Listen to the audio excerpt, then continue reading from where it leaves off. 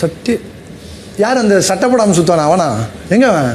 அப்புறம் அந்த நோண்டிக்கிட்டும் தடவிட்டும் ஒருத்தன் இருப்பான் அவன் ஜெஃபா எங்க? பிக் பாஸ் வீட்டை விட்டு ஏற்கனவே முதல் 8 வாரத்துல எவிக்ட் ஆன சுனிதா, வர்ஷினி, ரவீந்தர், ரியா, தர்ஷா குப்தா, ஆர்னவ், சிவகுமார் இவங்க எல்லாம் பிக் பாஸ் வீட்டுக்கு திரும்பவும் வந்தாங்க.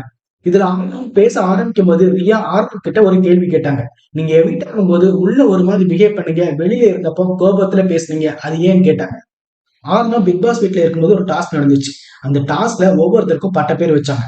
அதுல ஆர்னவுக்கு டம்மி பாபா, டிராமா கிங், சொம்பு தூக்கி, குரூப்ல டூப்புன்னு வச்சாங்க. இந்த பட்ட பேர்லாம் வச்சதுனால எனக்கு அப்போ ரொம்பவே கோவமா இருந்துச்சு. ஆனா அந்த டைம்ல என்னால வெளிக்காட்ட முடியல.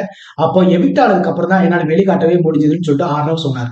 அதுக்கப்புறம் சௌந்தர்யாவை பத்தி பேசினாரு. சௌந்தர்யா கீழே உட்கார்ந்து இருந்தப்போ சத்யா அன்எஜுகேட்டட் சொன்னாரு. அந்த சத்யா எங்கன்னு கேட்டார்.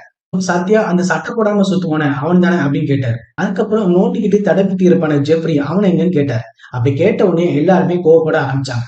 எல்லாருமே கோவப்பட ஆரம்பிச்ச உடனே நான் நோண்டிக்கிட்டு இருப்பான்னு தானே சொன்னேன் அப்படின்னு சொல்லி ஆர்னவ் சொன்னாரு. அப்ப ராயன் நீங்க தடவிட்டு இருந்தீங்க சொன்னீங்க அப்படின்னு சொன்னாரு. இது ரொம்பவே தப்பா பேசுறீங்கன்னு சொல்லிட்டு எல்லாருமே சொல்ல ஆரம்பிச்சாங்க. அருண் கிட்ட ஒரு அட்வைஸும் பண்ணாரு. என்னை பார்த்து நானும் ஒரு ஹீரோ தான், தீபக் கிட்ட இப்ப நான் தான் ஒரு ட்ரெண்டிங்கான ஹீரோன்னு சொல்லிட்டு சொன்னீங்க. இப்படி தலைக்கணத்தோட இருக்காதீங்க, பெரிய ஹீரோலாம் அமைதியா தான் இருக்கிறாங்க, நீங்க அடக்கத்தோட இருந்துக்கோங்கன்னு சொல்லிட்டு அட்வைஸ் பண்ணாரு. அதுக்கப்புறம் விஷாலுக்கு ஒரு ஓப்பன் சேலஞ்சு கொடுத்தாரு. என்னை பத்தி பேசுறதா இருந்தா என்கிட்ட மட்டும் பேசுங்க, பின்னால பேசாதீங்கன்னு சொல்லிட்டு சேலஞ்ச் கொடுத்தாரு. நேற்று வந்து கண்டஸ்டன்ட் எல்லாம் விஷாலை வச்சு செஞ்சுட்டாங்கன்னே சொல்லலாம். அதுவும் அந்த முக்கோண காதல் பத்தி தான் எல்லாருமே கேட்கவும் செஞ்சாங்க. காரணமும் விஷால விடல. உங்களுக்கு லவ் எல்லாம் போச்சு, அது யாரை நீங்க லவ் பண்றீங்க, தர்ஷினியா அன்சிதாவுதான்னு கேட்டாரு.